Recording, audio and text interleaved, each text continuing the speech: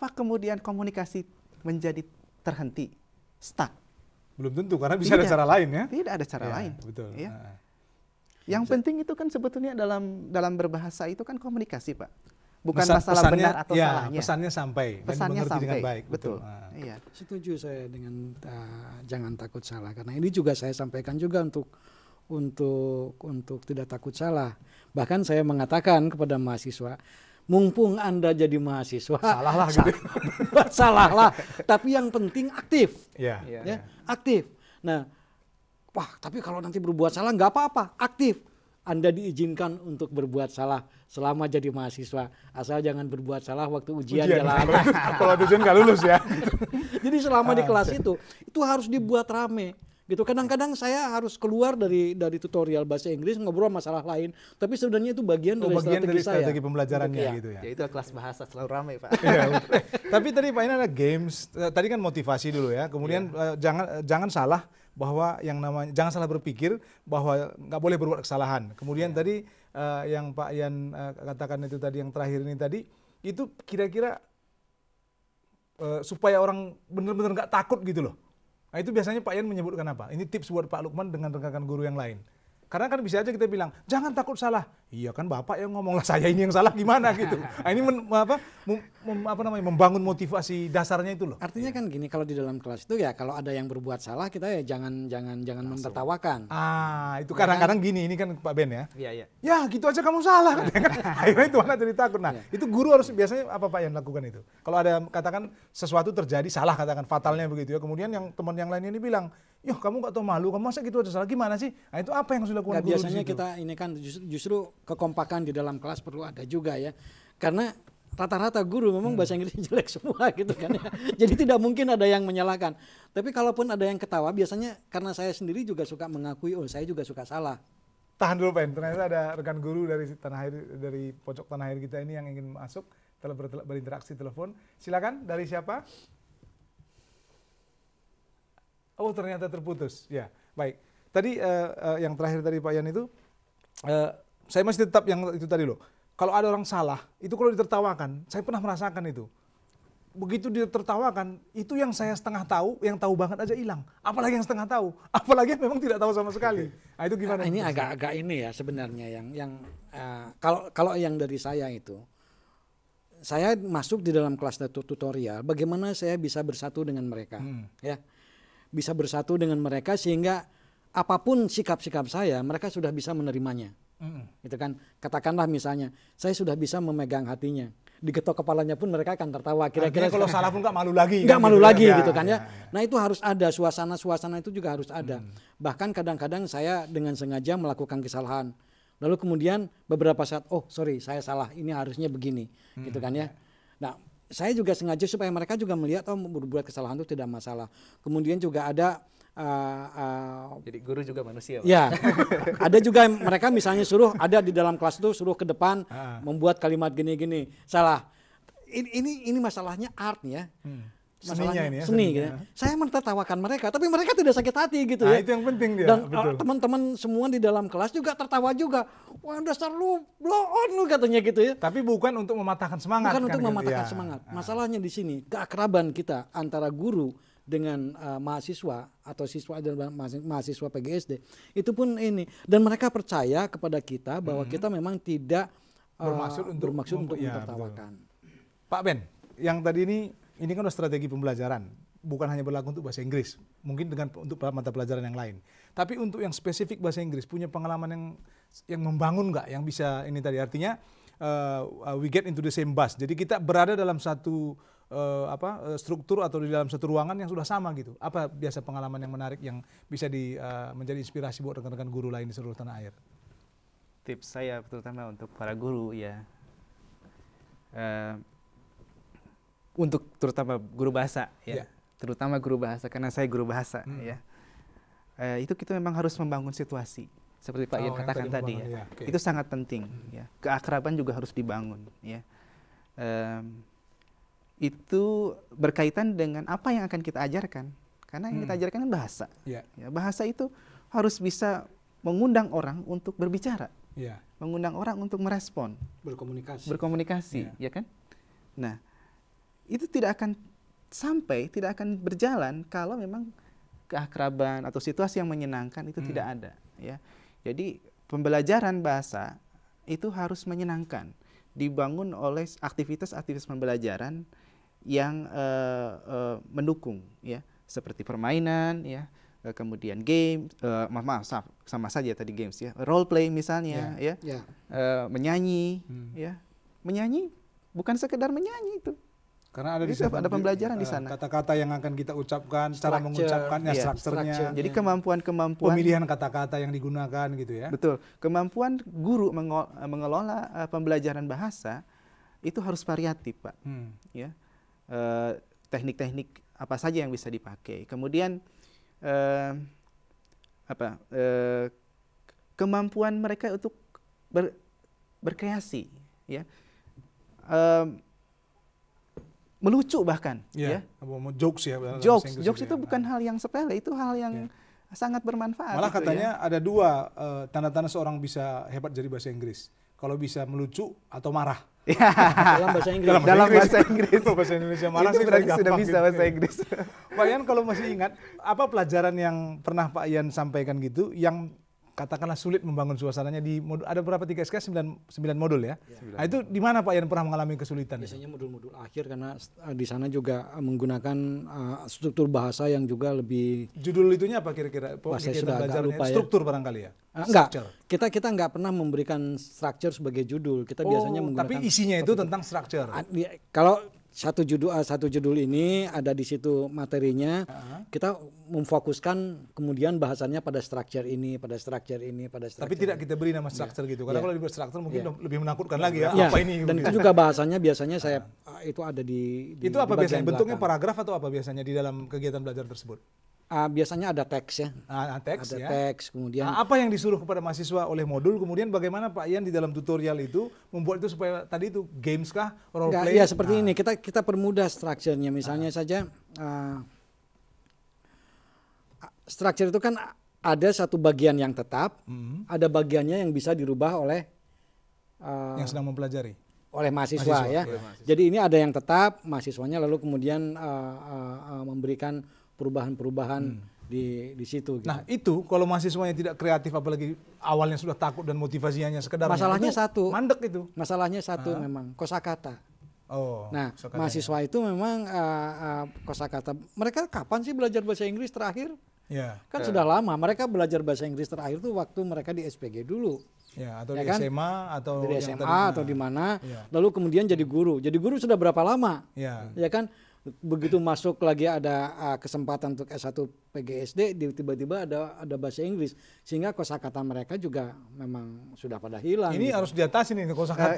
Caranya mengenai kosakata ya. Saya sebetulnya kurang setuju kalau kita cuma mengatakan bahwa kosakata mereka itu kurang ya. Saya merasa ya hal yang paling utama adalah bagi seorang tutor memberi kepercayaan diri kepada mereka, menumbuhkan kepercayaan diri kepada mereka bahwa mereka bisa, ya. Dengan mereka merasa bisa, ya, kosakata yang mereka pernah pelajari itu bisa muncul. Percaya atau tidak, ya. Dengan kepercayaan diri, kosakata mereka bisa muncul, ya. Kalau mereka tidak bisa, apakah itu kemudian menjadi halangan yang begitu parah? Ya. Jadi tidak. Meskipun kosakata itu menjadi satu masalah, bisa menjadi masalah, tapi sebenarnya ada juga cara untuk bisa mengatasi itu. Baik, rekan guru di seluruh tanah air, kami akan kembali setelah jeda berikut dan kami ingatkan lagi bahwa Anda bisa menghubungi kami interaktif melalui telepon bebas pulsa 0800 140 3046 dan kami akan segera kembali setelah jeda berikut ini.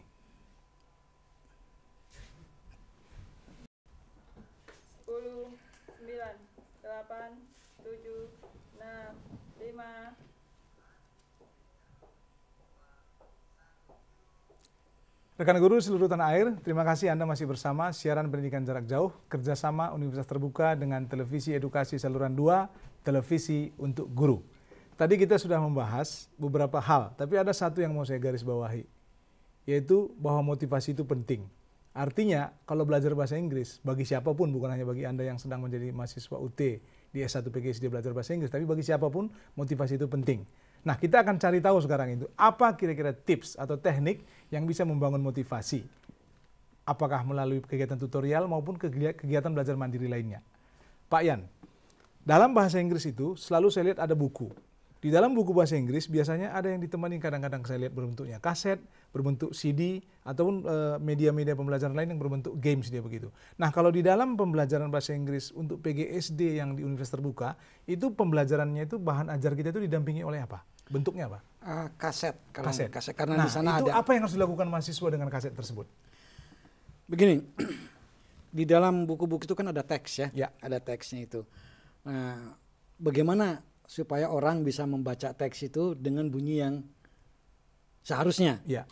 Ya, itulah kaset itu fungsinya di situ. Jadi nanti mahasiswa. Jadi kaset itu sifatnya bukan integrated, tetapi dia hanya sebagai penunjang saja.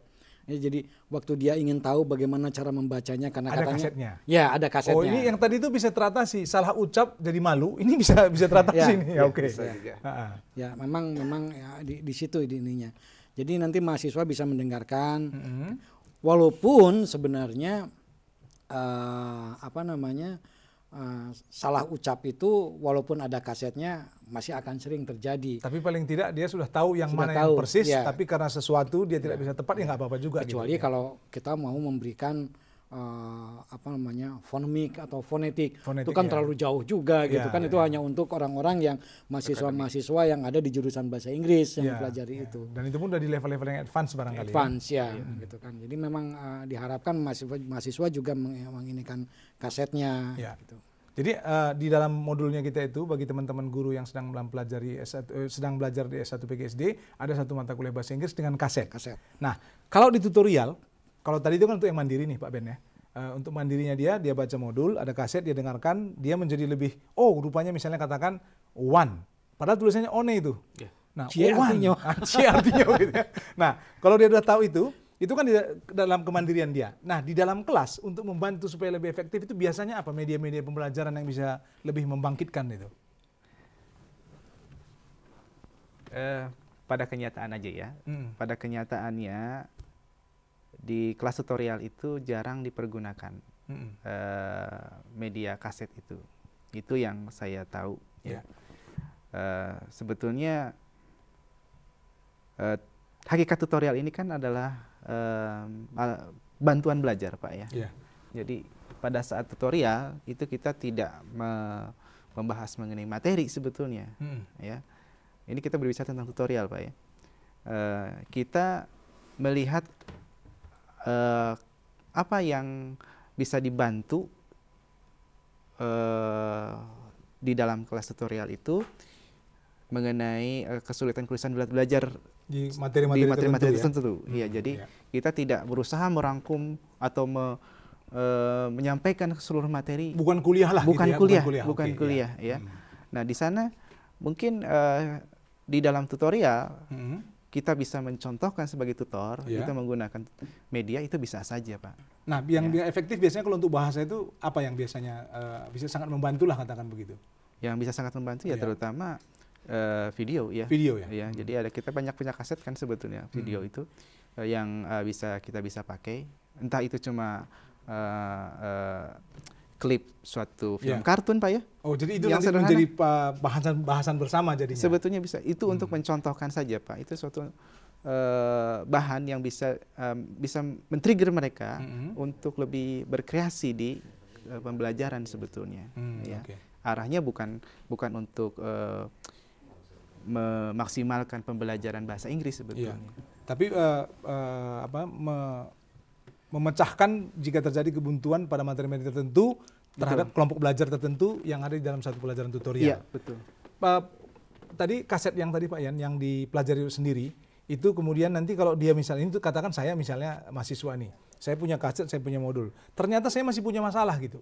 Itu di tutorial itu apa yang harus dilakukan oleh mahasiswa itu sebelum mahasiswa masuk ke Pak Yan? Yang pertama itu ya kaset itu memang tidak pernah ada di dalam tutorial. Karena tujuan tutorial itu sendiri sebenarnya adalah memberikan bantuan belajar bukan seperti memberikan kuliah. Ya. Jadi di dalam kuliah itu di dalam tutorial itu tugas si tutor itu sebenarnya kalau saya yang menjadi tutor itu adalah men-trigger mahasiswa supaya dia mau belajar. Bahkan sebenarnya kalau saya lihat itu, saya sering kali begini, kalau saya menjelaskan sesuatu, biasanya saya tidak penuh menjelaskannya. Oh, ya. Dibiarkan menggantung. Kemudian nanti lihat respons. Gitu ya. Terus, loh Pak, terus gimana? Giliran Anda dong baca di modul itu. Karena ini bukan kuliah ya. Betul. Ya, nah, betul, dan kita tahu bahwa belajar yang sangat diharapkan oleh sistem belajar di UT adalah sistem belajar mandiri. Jadi bagaimana saya memberikan materi sebagian menggantung, tapi dari materi yang sebagian ini diperkirakan sudah cukup untuk bisa menjadi bekal bagi mahasiswa itu waktu dia belajar sendiri, yeah. Waktu dia belajar mandiri. Yeah. Nah itu akan menjadi penting. Semakin itu kan berapa tutorial itu 8 kali. 8 kali pertemuan. Ya. Semakin ke sini, semakin ke 8, maka sebenarnya pemberian informasi tentang bahasa Inggris dari tutor dari saya itu semakin sedikit. Oh, tapi gitu di awal-awal memang iya barangkali ya. Di awal-awal memang iya. Di awal, tapi bagaimana itu tutorial ke arah sana bisa membuat mahasiswa itu memang bisa lebih mandiri. Itu kan. Itu jadi, aja saya kira yang semacam konsolidasi, Pak. Konsolidasi hasil belajar mandirinya mereka. Dia tapi dibahas dalam tutorial. Ya, betul. Nah, tadi ada Pak Yan menyebutkan 8 pertemuan. Di 8 pertemuan itu bagaimana pengaturannya? Pertama mereka ngapain, kedua ngapain, dan ketiga nanti ngapain supaya mereka ini dalam setiap tahapan itu bisa mengikuti dengan baik. Apa yang harus mereka persiapkan sebenarnya di dalam 8 pertemuan ini? Ya. Pada pertemuan pertama tutorial itu memang biasanya tutor itu menyampaikan bahwa di dalam 8 kali pertemuan itu terdapat beberapa tugas, ya, 3 tugas, tiga tugas yang dinilai. Nah itu yang kayak biasa kuis gitu ya? Ya kuis. Bisa berbentuk kuis, bisa. Tapi yang terutama sih bahwa 3 tugas itu dinilai, Pak. Oh itu ada nilainya dan dia berkontribusi terhadap hasil ujian akhir-akhir mereka ya. Nah itu apa biasanya yang harus mereka ketahui sedemikian rupa sehingga ketika mereka mengikuti tutorial dengan 3 tugas itu dia bisa mengerjakan tugasnya dengan baik, ya hasilnya juga baik, tapi tidak di luar jam atau waktu yang ditentukan. Apa yang mereka harus siapkan? Pertama mereka harus tahu bahwa mereka harus mengumpulkan 3 tugas itu dan tidak boleh ada yang tidak masuk ya. Jadi walaupun mereka bolos kuliah atau mereka tidak masuk kuliah karena izin, mereka tetap harus bisa mengumpulkan 3 tugas. 3 tugas itu ya. Nah, tugas yang 3 itu diberikannya pada, kan ada 8 tadi pertemuan, itu diberikannya di mana itu? Ya. Biasanya pada pertemuan ketiga. Oh, itu ada tugas. Iya, ada tugas. Nah, kemudian itu diberikan tugasnya diberikan oleh tutor pada hari ketiga, pada tutorial ketiga. Iya. Nah, kemudian di situ apa yang harus mereka lakukan? Mereka dikerjakan di kelas atau dibawa di pulang? Oh, dikerjakan di rumah. Iya, kerjakan mandiri mereka di kemudian rumah nanti diantar. Ya. Kalau mereka punya kesulitan dalam memecahkan itu apa yang bisa mereka lakukan? Kan mereka dapat tutorial pertama, kedua, ketiga dikasih tugas. Kemudian dikerjakan mandiri, ternyata ada masalah. Katakanlah dari 3 tugas untuk ketahapan ini, dia hanya bisa 2. Ada satu itu apa yang harus dilakukan? Iya, begini.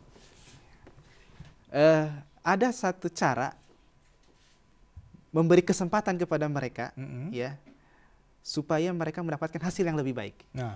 Ya, kalau dulu kan kalau misalnya mereka mahasiswa itu memberikan menyerahkan tugasnya, kita periksa sudah selesai. Ini enggak, Pak. Ini apa itu? Beri kesempatan mereka untuk memperbaiki. Itu lebih baik daripada langsung dinilai terus kembalikan tugas selesai. Nah biasanya Pak Yan punya pengalaman nggak apa yang Pak Yan catatkan di dalam tugas-tugas mereka supaya mereka itu penyempurnaan tugas-tugasnya itu jadi lebih bagus. Apa yang biasa Pak Yan lakukan? Tergantung dari tugasnya ya. Kalau tugas itu misalnya mengenai menulis ya. Sebenarnya bukan menulis, tapi dia disuruh mempersiapkan untuk perkenalan dirinya, tapi sebelum itu kan ditulisan dulu ya. Nah, my name is ini dan segala macam itu. Nah, itu akan dikumpulkan tuh oleh mereka. Nah, kemudian Pak Yan akan kasih ada komentar-komentar. Seperti misalnya saja penggunaan structure yang salah, terus di situ yang harusnya benarnya ini dan segala atau kata kerjanya tidak cocok, kata kerjanya kosakatanya ini kurang cocok dan segala macam, yang segala macam itu ada di situ. Dan itu juga biasanya selain diberikan itu pada kelas tutorial berikutnya itu dibahas lagi Gitu ya, bukan hanya melalui tulisan coretan itu saja, tapi juga kita mendiskusikannya di situ. Misalnya dari 2 jam pelajaran, kita 1 jam khusus untuk membahas kesalahan umum. Kesalahan umum gitu. Ya, kesalahan itu. Iya. Tetapi juga memang begini juga, saya biasanya di tutorial membagi dari 8 kali pertemuan. Misalnya pertemuan pertama itu biasanya perkenalan dan modul 1. Ya. Ya. Nah, disitulah saya memberikan rule of the game, gitu ya. Aturan Sekarang mainnya gimana, ya. gitu ya. Nah, di situ kita ginikan bahwa sebelum masuk ke kelas tutorial harus sudah membaca dulu. Pertemuan kedua, sebelum Anda masuk tutorial, baca dulu bab ini, bab ini, bab ini. Oh, itu diberitahu yang mana harus dibaca. Diberitahu. Ya. Ya, sebelum tutorial ini. Dan sekaligus juga pada pertemuan kesekian nanti ada tes atau ada kuis atau apa, tergantung dari tutornya. Apakah dia akan memberikan take home test atau yang segala macam, ada juga yang class test dan ada masing-masing diinikannya.